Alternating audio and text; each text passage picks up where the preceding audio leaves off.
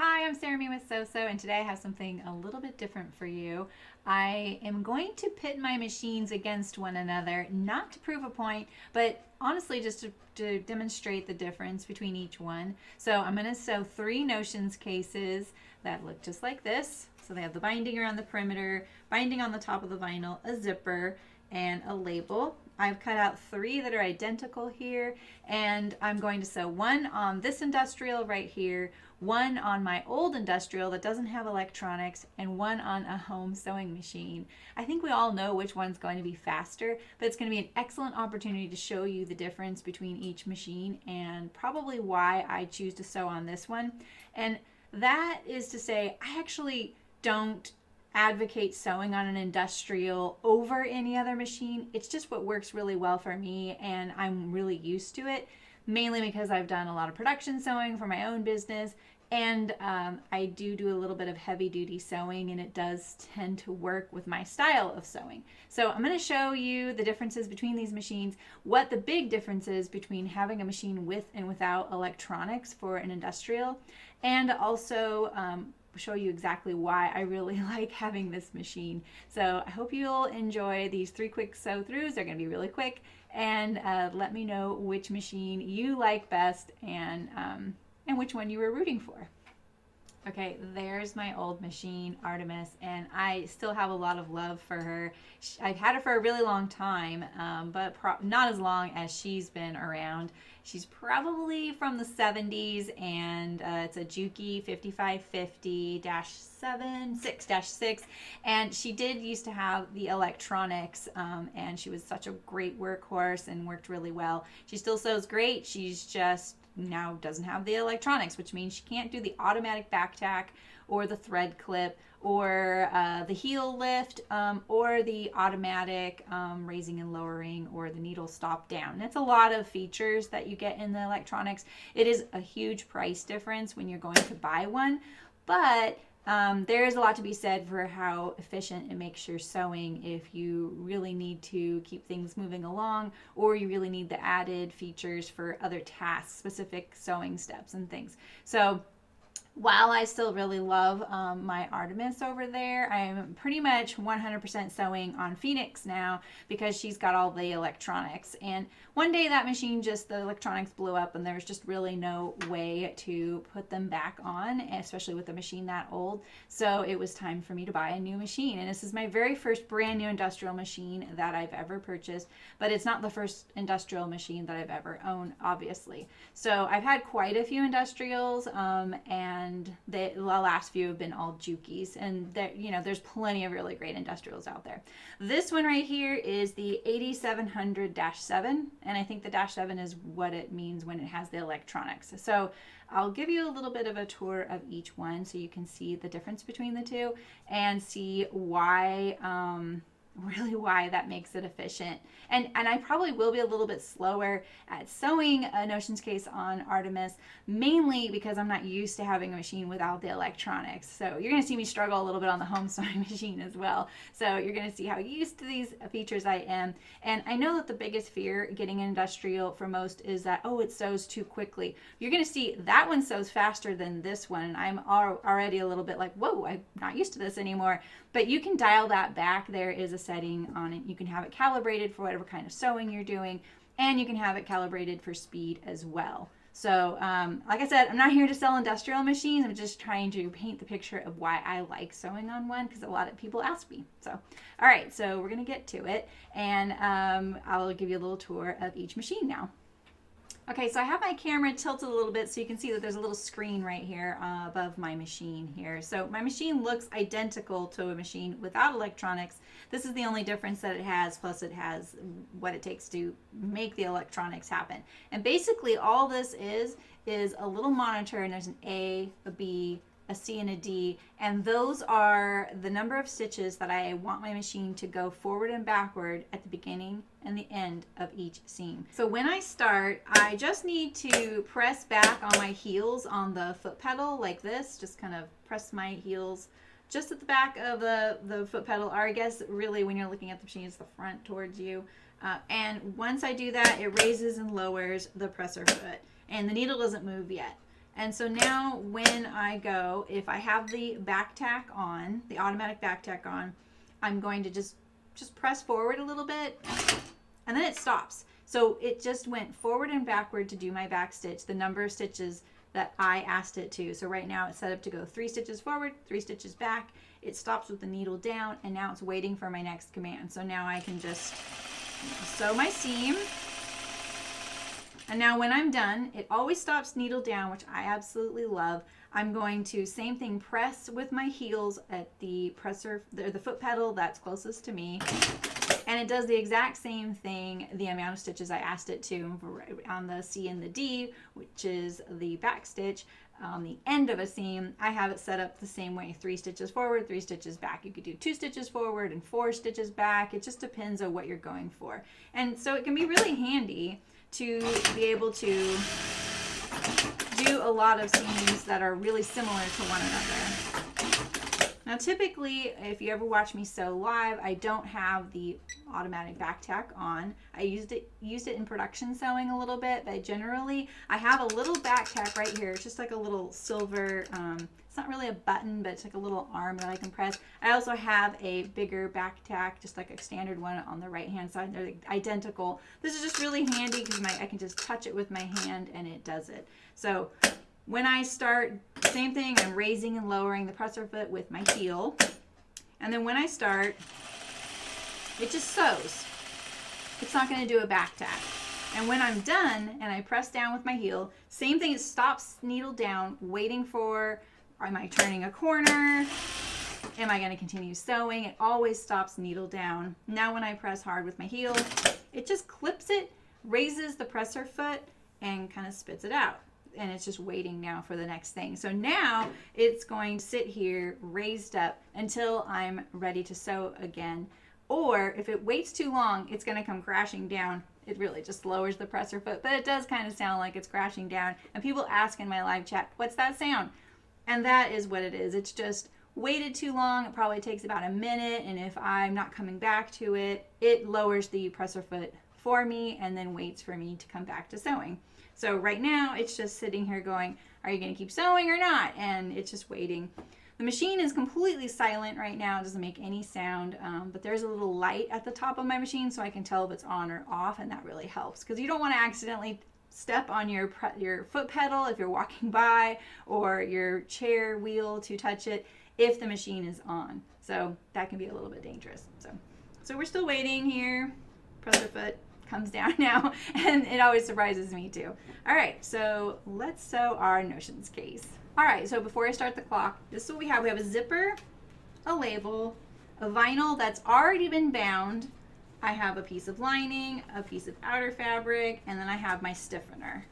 All right, and so we have all the exact same pieces for our notions cases. Same fabric, same binding, same all of it, and we're gonna get going. Start the clock now. All right, so we're going to load it up. So I'm going to attach our zipper.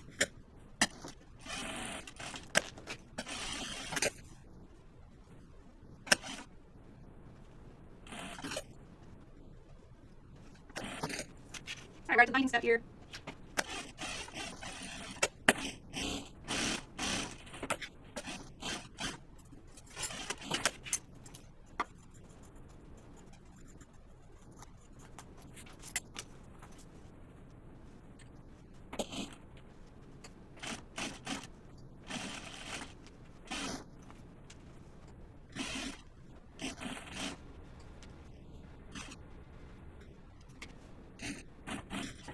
Last step.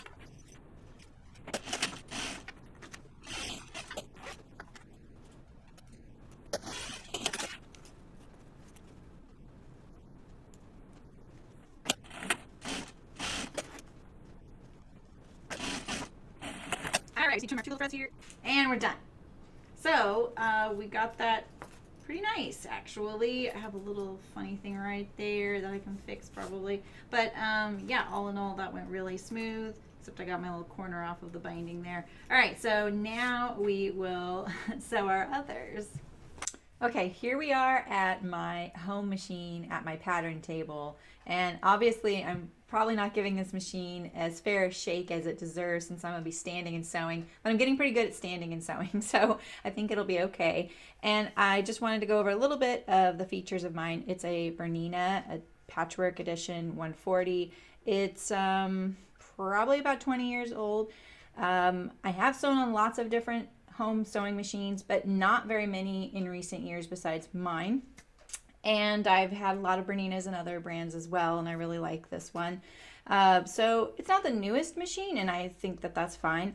But it was a little bit of it wasn't a high-end machine. I went as high as I could to get the minimum level where I could get a knee lift for this machine. And so there's a little spot right here where I can put a bar, and the bar hangs down below the surface of the table, creating a knee lift. And I usually use this in a cabinet, so that works really well because then I'm sitting down and I can use the knee lift, which, you know, brings back one of the features that I really enjoy about the industrial. So the big thing for me with using this machine is the buttonhole. I really like the buttonhole, and I don't have that feature on an industrial. The industrial only goes straight forward and backward, and that's it. There's no zigzag. And so a home machine has the zigzag capability, and you can get home machines that kind of focus on things like knits and other things, and this one's obviously geared towards quilting. So that being said, it's a good little machine.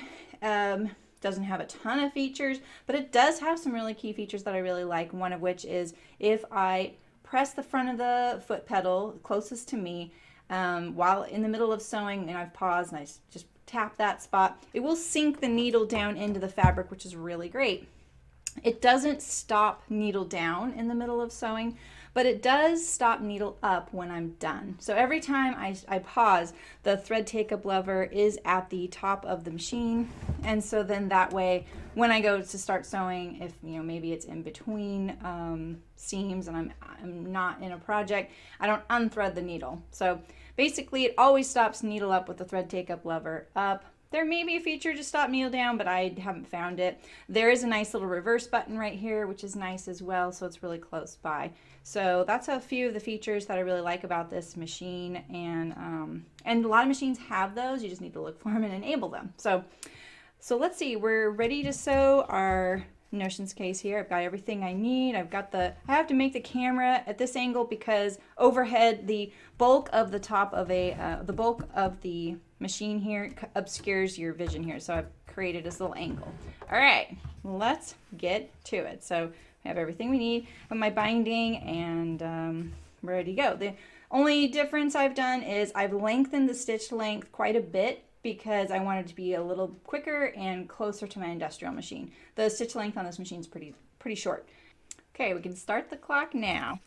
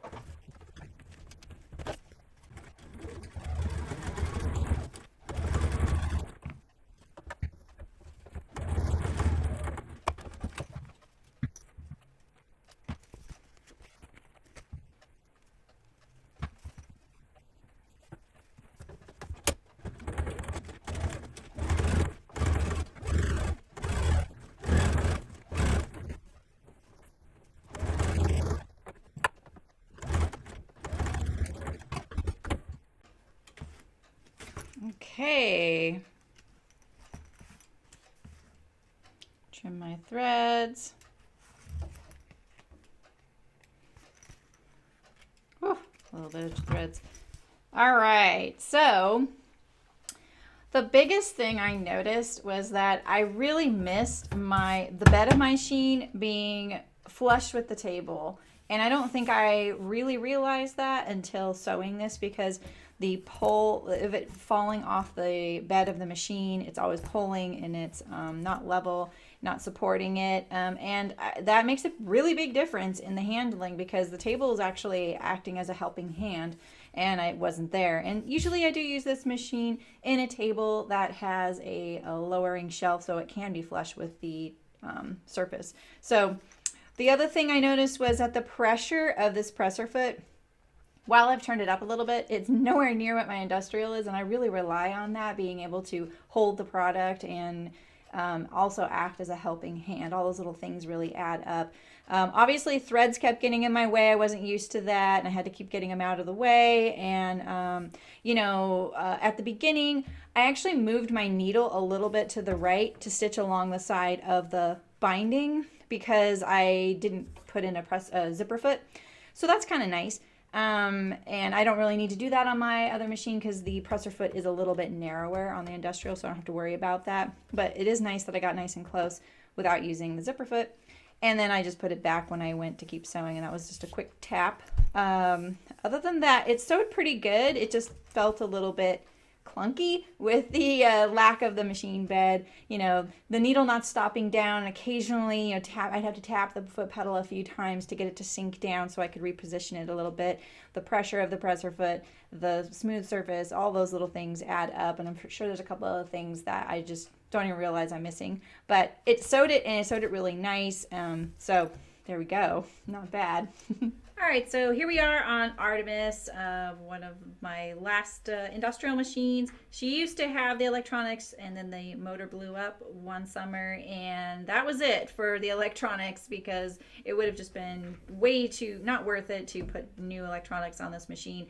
But it still worked. It was either that or throw it into the junkyard, and we didn't have to do that. We could just put the regular motor on it. So that means this little display up here, this is the old style of a display. It doesn't work anymore. It also doesn't have the backpack right here. I have to use the one that's on the front and the right hand side of the machine.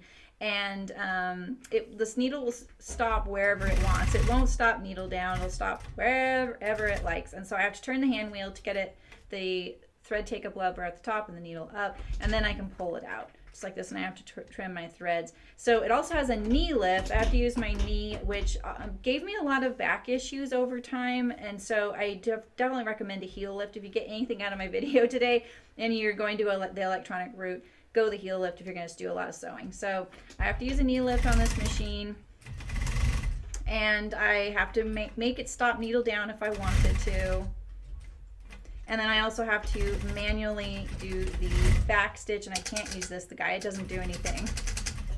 All right, so that's basically the big differences between the two industrial machines. But it is faster. I don't know if you noticed that, and it's just how the speed was set up with this machine. You can change the speed on all these machines. You do get used to the speed, I promise. All right, so let's sew our last notions case. All right, here we are at our last notions case. So let's get this going.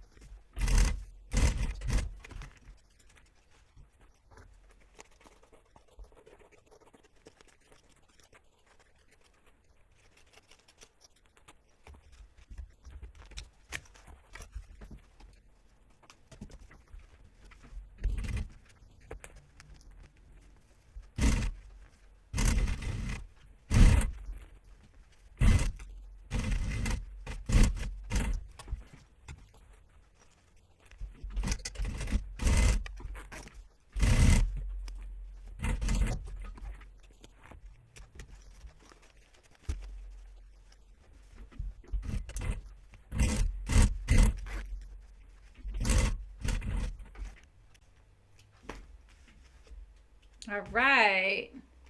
Okay, so that actually turned out pretty good. I had a little bobble where I forgot the binding and had to bring it over.